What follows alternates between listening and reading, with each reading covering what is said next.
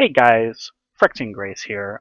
Today I wanted to make a video talking about all of the listed changes that were mentioned in the developer update released today, September 12th, 2024, that will be going into the PTB that's coming on September 17th of the same year. Going over the perk changes that are coming, the killer changes that are coming, with a bit of a rant at the end, which if you saw the thumbnail of this video, you'll have a general idea of what the rant is about, but we're going to save that for last. But anyways, let's get right into it.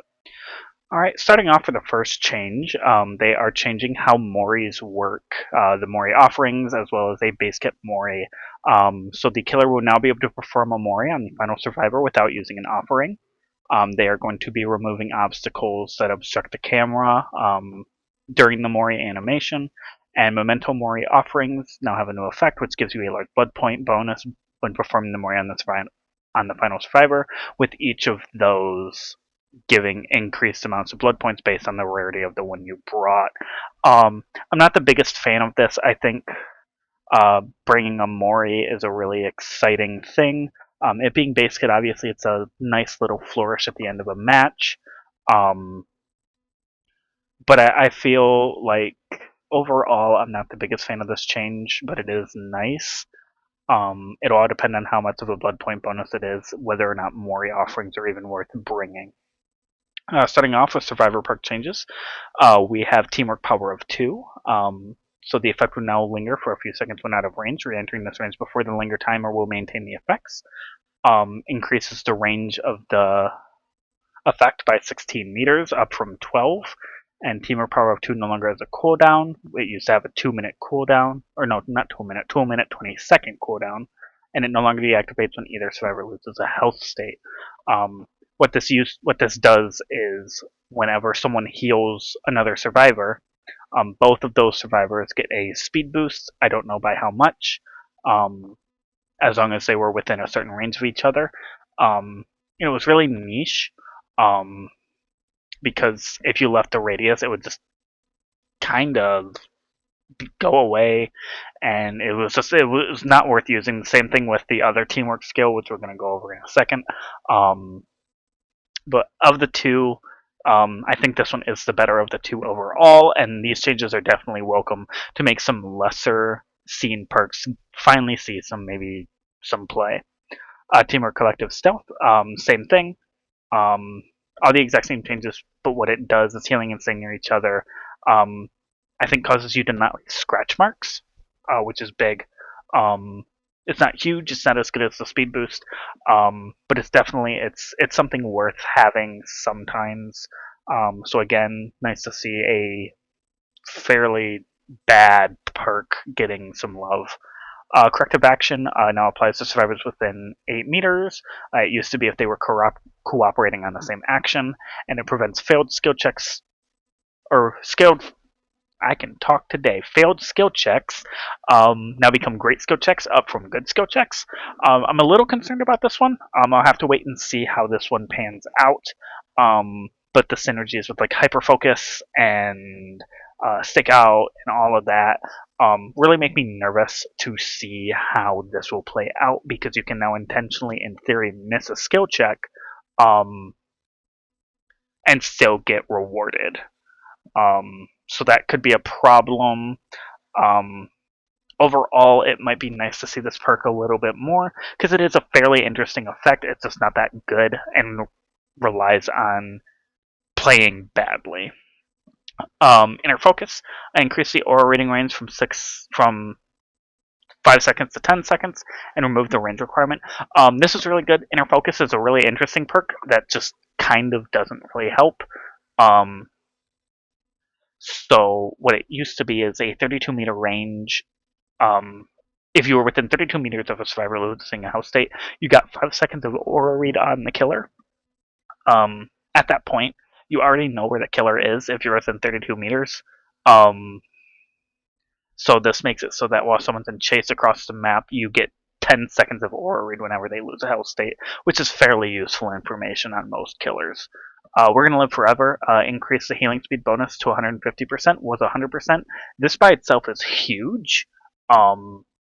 They removed that the endurance effect no longer needs to be activated, and they added a 30-second cooldown to the endurance effect.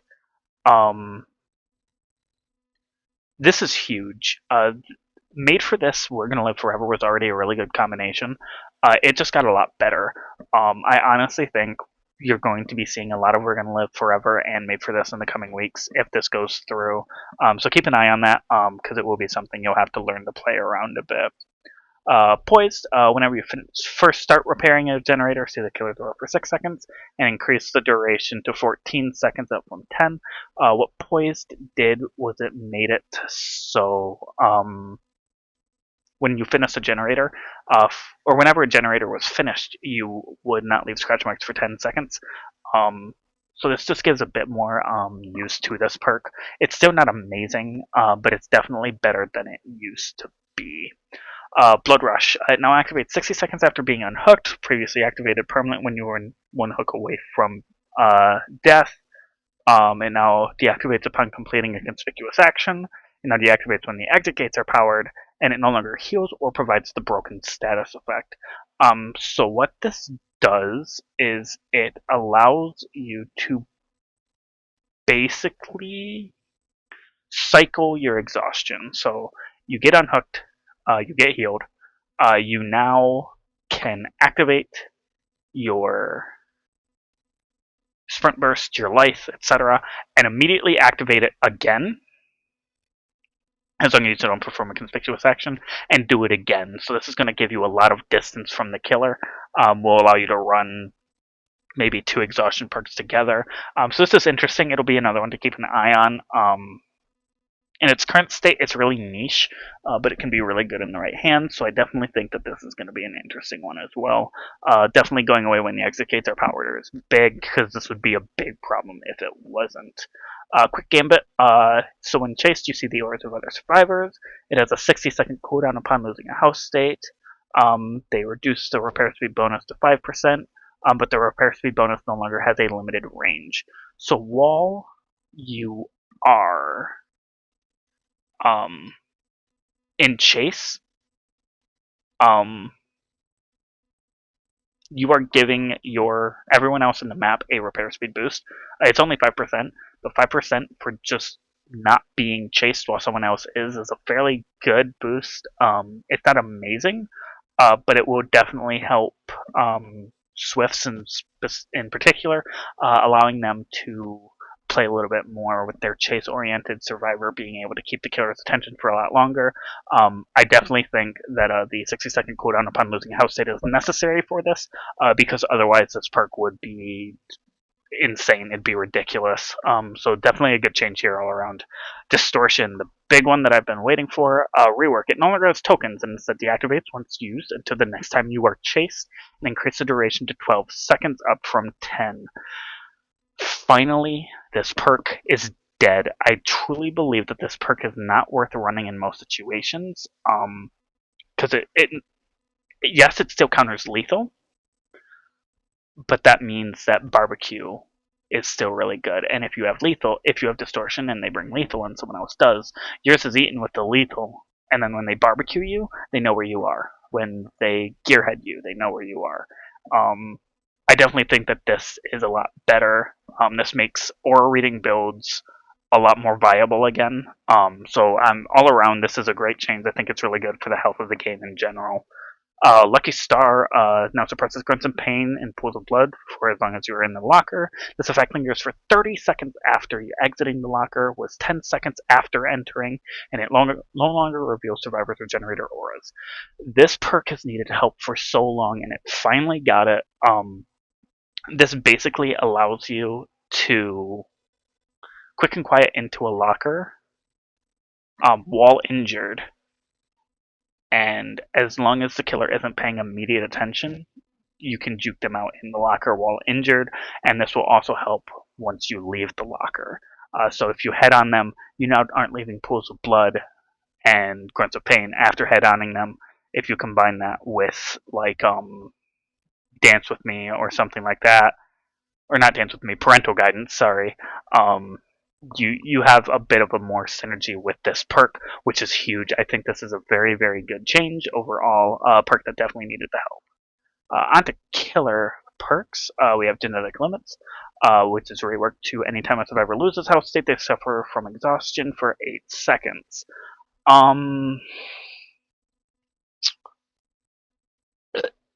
This might be okay.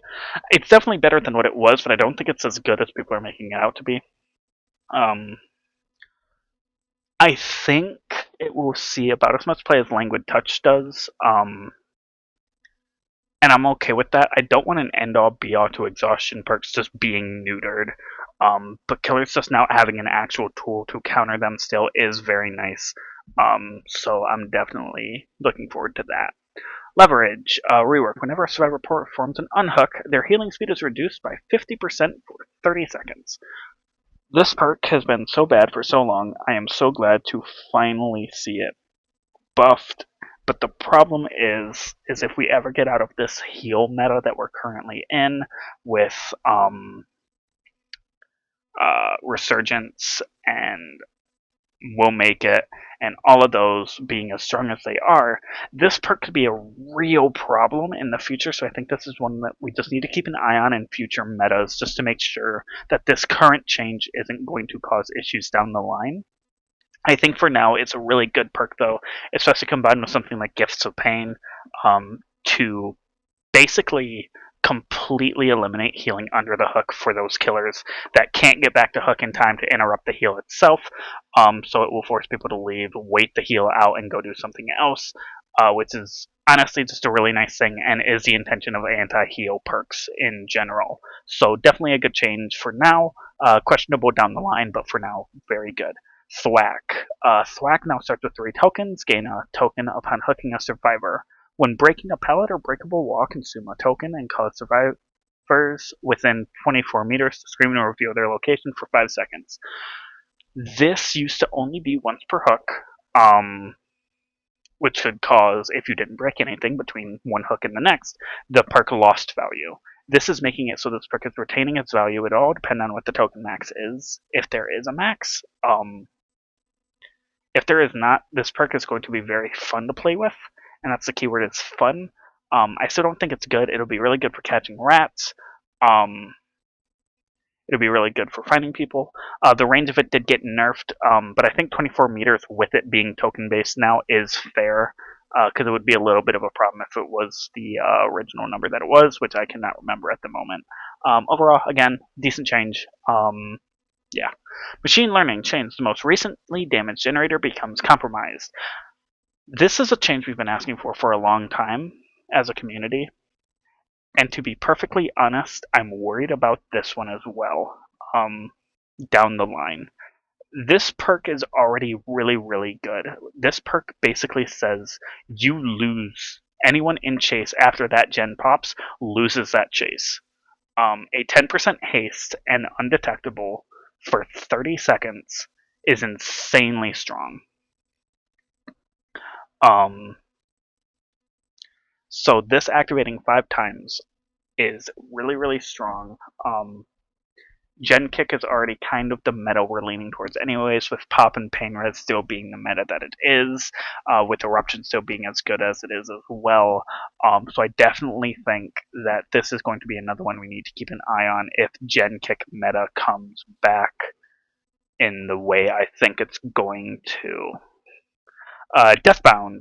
Deathbound no longer has a distance requirement to activate, and it no longer has a duration, and instead deactivates when the healer is hooked.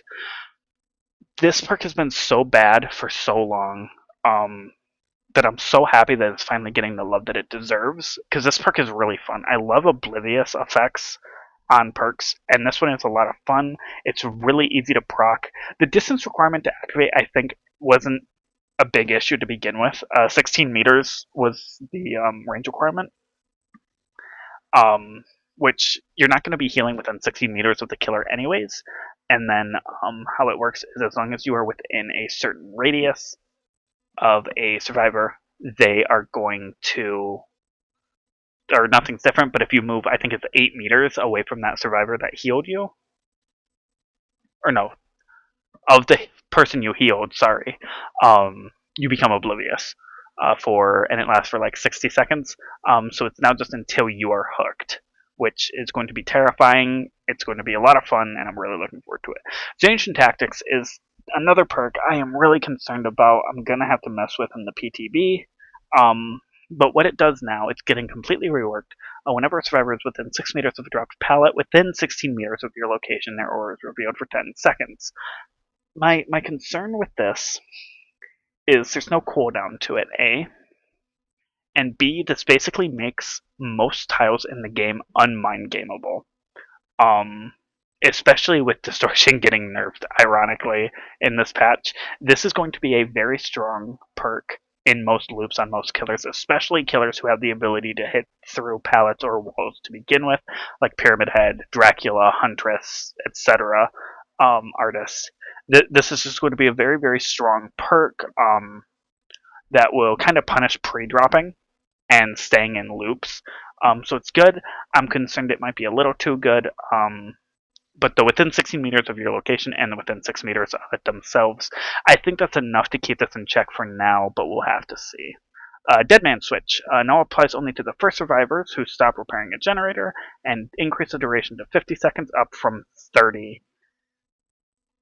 This got nerfed but buffed, and I think the buff outweighs the nerf because 50 seconds of a block on a generator is insane, and almost whole minute blocking a generator after hooking a survivor, if a generator gets let go of, is really good.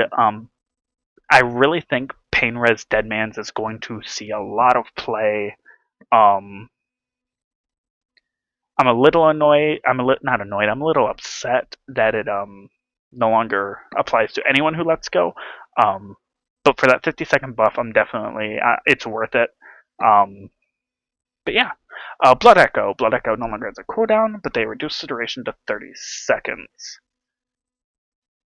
I believe this is nice enough. I don't run Blood Echo. Like I legitimately can't think of what Blood Echo does to begin with.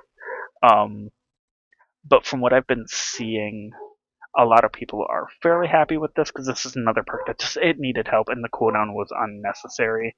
Um, so this is definitely, I believe, worth looking at least in the PTB and seeing how this feels now. Hex Crowd Control. The last rework to the last 3, 4, or 5 vaults based on rarity, which survivors rush vault are blocked by the entity. This lasts until the hex totem is cleansed. This hex is going to be terrifying. This hex might be one of the best hexes in the game now, if I'm being honest. Especially with how strong Penty can be right now. I really, really think crowd control is in a high contention of being ran with Plaything, Undying, and Penty. I'm really interested in this. I'm very looking forward to testing this because this basically says, oh, fuck your god window that loops into itself uh, on Crotos Asylum or on Lyres or on Garden of Joy. It shuts them down, and it's going to be so nice. Predator. When a survivor escapes a chase, review their aura for 6 seconds. This perk then goes on cooldown for 40 seconds. I'm happy to see it finally get an effect that's not garbage, that actively hurts you. I still don't think it's worth running, but it's definitely better now. And we're going to skip over her for a minute. Hillbilly, minor update, decreased time before an overdrive starts to dissipate to 8 seconds was 15. That's fine. Decrease overdrive movement speed to 11.5 meters per second was 13. It's a little harsh, but it's okay. It's understandable. Decrease the overdrive charges gained while revving and spending to 1.5 was 2. And increased chainsaw missed attack cooldown to 2.7 seconds was 2.5. I think overall these changes are fine. Billy's in a really strong spot right now. I don't think these will neuter the killer in any way, shape, or form. But, you know, it is a nerf. It does suck a little bit. But all the Billy mains that I've talked to have said that these nerfs aren't that bad. So there you go. Twins, increased Victor's cooldown while crushed to 20 seconds was 15, and increased cooldown after Victor down to survivor to 3.2 was 2.7. Again, not terrible. This won't kill the killer. They are really strong right now. And again, I've talked with some Twins mains who have said this is basically negligible. The unknown HUD, HUD, HUD update to display teleport cooldown, hallucination spawn time, movement speed now decreases sooner when charging your power, increase teleport recovery speed by 15%, adjustments to blurry photo and vanishing box add-ons, and improve visual and audio feedback when using UVX. Vanishing box is fine already. It does not need a nerf. And what they're doing, they say down here that it's getting nerfed and that blurry photo is getting partially base kit while getting nerfed itself. And they've toned down the vanishing box add-on, which was on the stronger side, by adding a trade-off increase to hallucination spawn time. Vanishing box, for those who don't know, is the add-on that makes it so that whenever a generator is completed, everyone who completed that generator gets weakened. It is not bad. It wasn't broken. It wasn't OP. This is simply a case of this getting ran too much by content creators and getting ruined. I don't main unknown. I don't particularly care for the playstyle, but a lot of unknown mains that I've talked to today have all said that the Vanishing Box nerf was completely unnecessary and completely uncalled for. Speaking of completely unnecessary and completely uncalled for, the meat and potatoes of this rant that we're about to get into is the Skull Merchant. They say medium update here. This should say neuter. So change. Decrease hindered penalty when scanned by a drone to 5% was 10%. Okay. Hindered needed a little bit of tweaking. Remove the Skull Merchant no longer gains haste when scanning a survivor. Okay, that sucks a little, but tweaks to the haste and the hindered were what we've been asking for to make Skull Merchant feel a little bit more fair to play against. Reduce the number of drone scan lines to 1 was 2. Drones are now always in their active state. Drone scan lines are now invisible beyond 16 meters. Why? And they have said why they are doing this, why they are making this drastic of a nerf to Skull Merchant, and it is drastic. This is killing the killer. This killer is unplayable now with these changes. I know it's not live for another few days, but it's unplayable with these changes. They are doing this to, quote, attempt to mitigate some issues in anticipation of a rework down the road. Why not wait for the rework? Why take a killer that is incredibly polarized due to trauma from a previous version of the killer and neuter them in response to people constantly quitting against the killer because they refuse to learn their counterplay? They have effectively taken Skull Merchant out of the game. This is exactly the same shit they did to Trickster. They listened to the community that, by and large, does nothing but complain about the game and complain about what's wrong and how they don't like it. They took that and they said, okay, you guys are right. This behavior is acceptable. We're going to listen to you instead of the people who know what the fuck they're talking about. And it's infuriating. It's infuriating to see that behavior has set this precedent that if you complain enough about a killer you don't like playing against, they will make it unfun for the people who like to play that killer. This killer is not just unfun to play now. This killer is unplayable now. And honestly, if this is the precedent they are setting, that they can just randomly kill a killer, make a killer not a killer anymore, no one will play Skull Merchant if this goes live. It will 0% pick rate. I'm not spending money on a DLC ever again. I'm not buying a killer ever again. If they can just say, this killer is unplayable now because people have said that they don't like to play against them, so we're going to make them unplayable. If that's the stance that they're taking, I'm not spending money on a killer ever again. Not unless they're willing to refund people that money. Unless they're willing to say, I would like to refund this killer. Okay. If that's not an option, I'm not. If this is the stance they take, if this goes to live, I'm not touching it. It's very frustrating. Let me know what you think in the comments. Obviously, this is a bit of a polarizing subject, so do please try to keep it civil. If you like what you see, do like, comment, subscribe, all the algorithm things. Um, Come check me out on Twitch at twitch.tv/Phyrexian Grace. I'm live most days if I manage to work up the courage to do so. Um, Playing Dead by Daylight and just enjoying this game. And I do love this game. That's the thing. I love this game. And I want to see this game thrive. And it feels like Behavior is trying really, really hard to change that opinion. Um, but anyways, guys, thank you so much for watching. I do appreciate it, and I will see you guys in the next one.